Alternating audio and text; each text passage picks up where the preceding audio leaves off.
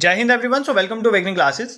जिन भी बच्चों का जेकेएसएसबी जूनियर असिस्टेंट का कल एग्जाम था वो काफ़ी डिसहार्टन थे बिकॉज ऑफ द फैक्ट कि पेपर जो है लाइक कंप्यूटर पोर्शन वो आउट ऑफ बॉक्स आया।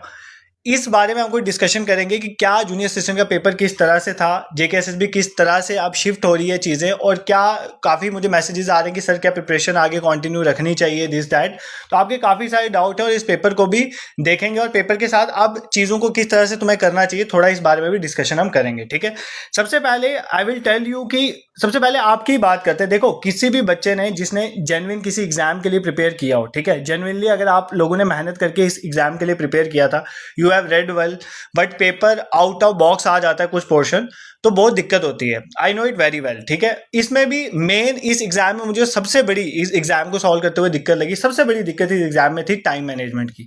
क्यों? क्योंकि ये एग्जाम 80 मिनट में होने वाला नहीं है। ठीक है, तुम अगर 80 क्वेश्चन किसी पेपर में डाल रहे हो, उसमें 60 प्लस अगर तुम स्टेटमेंट वाइज क्वेश्चन डाल रहे हो, तुम एक्सपेक्ट कर रहे हो कि वो जो है 80 मिनट में वो टाइम मैनेज हो जाएगा, तो वो पॉसिबल ही है। तो इसलिए काफी बच्चों का जो है टाइम मैनेजमेंट का दिक्कत रहा होगा। कल मैंने पर्सनली भी 50 प्लस बच्चों से बात किया और मुझे ये मैक्सिमम बच्चों से यही सुनने को मिला कि टाइम मैनेजमेंट हमसे नहीं हो पाई। ठीक है, और दूसरा, जब ऐसे अनएक्सपेक्टेड सा पेपर आ जाता है ना, तो एक प्रेशर बिल्डिंग फैक्टर भी होता है जिसकी वजह से भी तुम अपनी स्टेटमेंट्स, कुछ आती हुई स्टेटमेंट्स भी वहां पर गलत कर देते हो। ठीक है, तो ये दो रीजन तो यहाँ पर मेन रहे हैं जिन बच्चों का ये एग्जाम अच्छा नहीं गया है। ठीक है, दूसरा, अगर इस पेपर की बात करें, सबसे पहली बात, इस पेपर के दो पोर्शन, जीके जो थी वो डुएबल थी और क्वांट रीजनिंग वाला कंपोनेंट था जो था वो भी डुएबल था। ठीक है, जिन भी बच्चों ने कुछ मार्क्स लिए होंगे इन दो पोर्शन से अच्छे मार्क्स खींचे होंगे। ये दोनों पोर्शन डुएबल थे।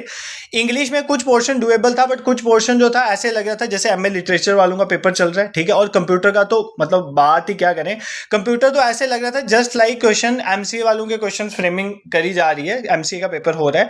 तो देखो, अब यहाँ पर कुछ क्वेश्चंस ऐसे अराइज होते हैं। मान लो आपको, आपके दिमाग में भी ये चीजें होंगी कि आप जहां से भी पढ़ रहे हो, चाहे यूट्यूब या ऑफलाइन कहीं से भी पढ़ रहे हो, तो जैसे कंप्यूटर पोर्शन है, आप अपने टीचर्स को बोल रहे हो कि मतलब ये क्वेश्चंस वहां से नहीं आए दिस दैट। देखो, ये जो कंप्यूटर पोर्शन जो इन्होंने डाला है ना पेपर में, ये कोई भी पेपर प्रिडिक्ट नहीं कर पाएगा। ठीक है, पेपर ये वाला कंप्यूटर का क्वेश्चन जो है, ये क्वेश्चन जो आपको लग रहे हैं, जो 10-15 क्वेश्चन ऐसे हैं, ये क्वेश्चन कोई भी प्रिडिक्ट नहीं करे। क्यों? क्योंकि तुम्हें कोई यहाँ पे कंप्यूटर इंजीनियरिंग के लिए प्रिपेयर तो नहीं करवा रहा ना, तुम्हें ये जनरल कंप्यूटर प्रिपेयर किया जा रहा है फॉर अ कम्पिटिटिव एग्जाम, जिसमें और फैक्टर भी आते हैं, जिसमें इंग्लिश भी आ रही है, जिसमें आपका मैथ्स भी आ रहा है, क्वांट रीजनिंग भी आ रहा है, जिसमें जीके भी आ रही है।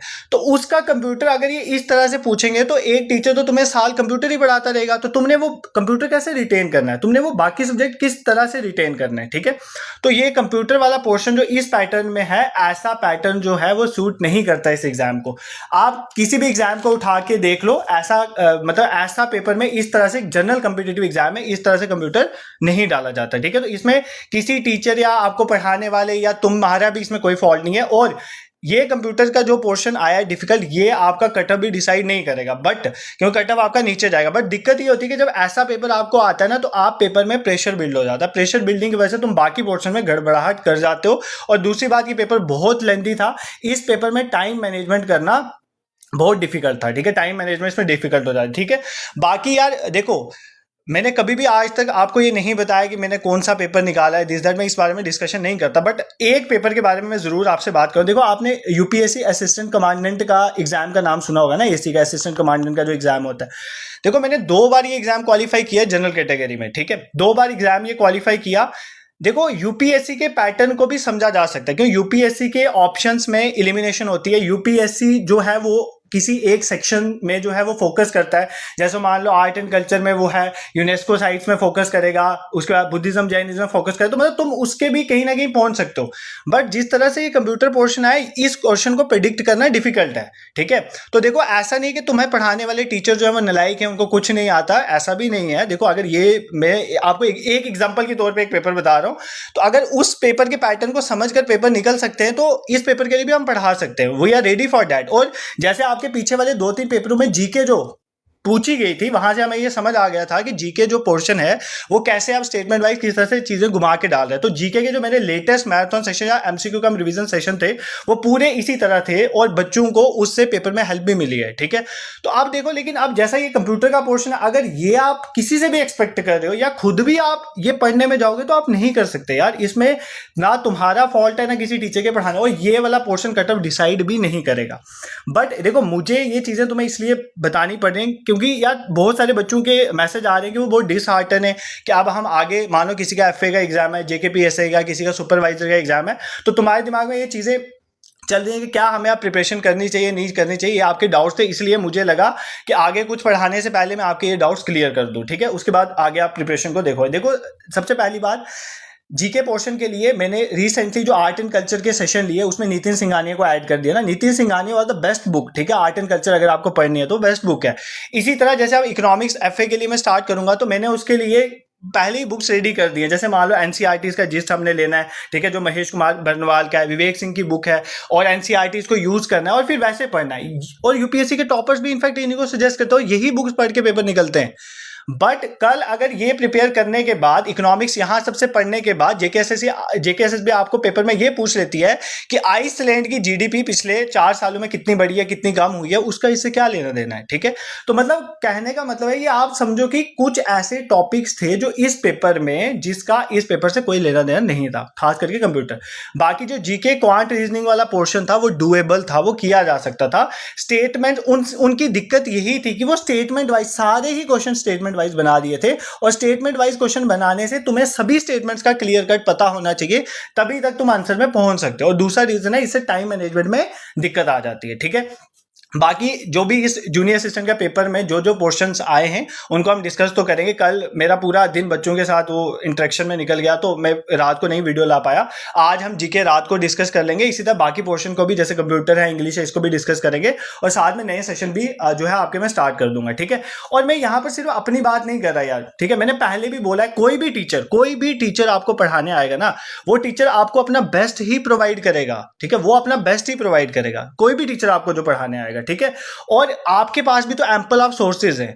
आपने किसी भी सोर्स से आप मुझे बताओ कि कंप्यूटर के वैसे क्वेश्चन किसने टच किए, क्योंकि सबको ऐसा पता ही नहीं था कि ये वाले क्वेश्चन भी जो इंजीनियरिंग लेवल के क्वेश्चंस हैं, जिनका मेन इसमें कोई लेना देना नहीं कम्पिटिटिव में, वहां से क्वेश्चन आएंगे। ठीक है, और देखो, मेन ये वीडियो लाने का मकसद ये है कि दिल छोटा करने की जरूरत नहीं है। ठीक है, मेहनत ज्यादा करनी पड़ेगी। पहले मेहनत तुम लोग अपने एंड पे शायद कम करते, बट अब तुम्हें भी रिसोर्सेज में मेहनत करनी पड़ेगी। ठीक है, रिसोर्सेज पे मेहनत करनी पड़ेगी। अभी भी तुम्हारे पास सिलेबस ही है, तुमने सिलेबस से आगे भी ज्यादा भटकना नहीं है, बट सिलेबस में ही, सिलेबस वाली चीजों को ही तुमने इन डेप्थ पढ़ना है। बस तुमने सिलेबस को इन डेप्थ पढ़ना है। ठीक है, अब तुम पे है कि तुम अब यहाँ पर क्विट करना चाहते हो। कुछ बच्चों के मुझे मैसेजेस आए कि सर हम प्रिपरेशन क्विट करना है। देखो, ये तो आप तुम पे है। ठीक है, क्योंकि आगे सारे पेपर इन लाइन है। अभी अगर तुम 5-10 दिन अपने इसी में वेस्ट कर दोगे कि क्विट करना है, आप नहीं करना है, दिस दैट, तो फिर तुम्हारा टाइम वेस्ट हो जाएगा। देखो, मैंने अपने एंड पे एमसीक्यू कम रिवीजन सेशन लाना हो या तुम्हारी रिवीजन के लिए मैराथन सेशन लाना हो, जो हो सकता था मैंने किया अपने एंड पे। ठीक है, और मतलब बहुत रिवॉर्ड मिला है बच्चों को उन पोर्शंस में। अब अगर तुम इसको उस चीज से रिलेट करो, उस कंप्यूटर के क्वेश्चन से, तो फिर तो मैं नहीं बोलूंगा कि भाई आए क्वेश्चन। ठीक है, फिर तो मैं उस झंझट में मैं नहीं पढ़ना चाहता। But the thing is that तुम्हें अब इधर से क्विट करना है कि तुम्हें पढ़ना है, वो तुम्हें डिसाइड करना है। ठीक है, तो जूनियर असिस्टेंट की जो भी सेक्शंस थी उनको तो हम डिस्कस करेंगे, और आई हैव डिसाइडेड कि इकोनॉमिक्स के भी 3-4 मैराथन सेशन में प्लान करूंगा। जो भी आपका सिलेबस है उसके अकॉर्डिंग कर लेंगे। ठीक है, उसके रिलेटेड हम प्रैक्टिस भी कर लेंगे एमसीक्यू कम रिवीजन सेशन लेकर। तो मेरा यही पॉइंट, बस मैं आपको जस्ट ये बोलना चाहता हूं कि मतलब क्विट मत करना यहां पर। ठीक है, क्योंकि यार कभी भी एक पेपर जो है वो आपका future course of action decide नहीं करना चाहिए। ठीक है, देखो, मेहनत सबने करी थी।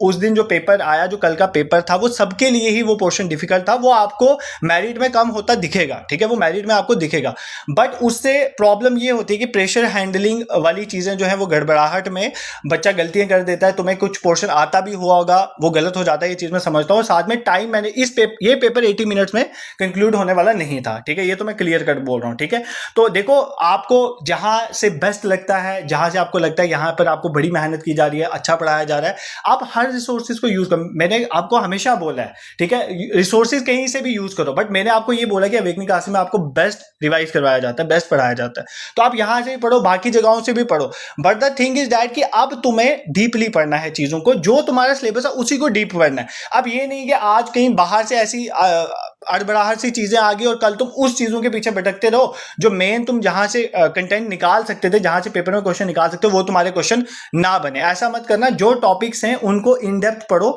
ठीक है। और बाकी ये जो क्वेश्चन इतने बाहर से, अगर किसी ने सोचा ही है कि उसने एक पोर्शन को टफेस्ट बनाना है, तो फिर तुम उस टफेस्ट को नहीं बीट कर सकते ना। तो आपको क्या करना है, बाकी पोर्शन में से स्कोर खींचना होता है, बस इस तरह। बट जस्ट आपने क्या करना है, अपना माइंड बनाना है, ठीक है। मेरा तो क्या है कि मैंने सोचा ही हुआ कि मैं तुम्हें टीचिंग करूंगा, टीचिंग मेरा पैशन है तो मैं करता ही रहूंगा, ठीक है। और हर टीचर जो है टीचिंग अपने पैशन से ही करता है। बस तुम थोड़ा अपना माइंड बनाओ और पढ़ने वाला बनो। हम इस पेपर को जो हुआ है जूनियर असिस्टेंट का, इसका हर पोर्शन को हम रिवाइज भी करेंगे, उसे समझेंगे क्या क्या किस तरह से चीजें हैं, किन चीजों पे और इम्फेसाइज करना है, वो भी हम बात करेंगे। और आने वाले पेपर्स के लिए भी I am ready to teach, but the thing is that तुम लोग रेडी होने चाहिए पढ़ने के लिए, ठीक है। तुम पढ़ने के लिए तैयार हो जाओ। बाकी इसका कट ऑफ सच में नीचे जाएगा, क्योंकि ये पेपर इतना वो नहीं था कि होने वाला। कुछ बच्चे प्रेशर की वजह से यहां पर सही नहीं कर पाए, और कुछ तो पोर्शन ही ऐसा था जो मतलब ना ही किया जा सकता और ना ही कोई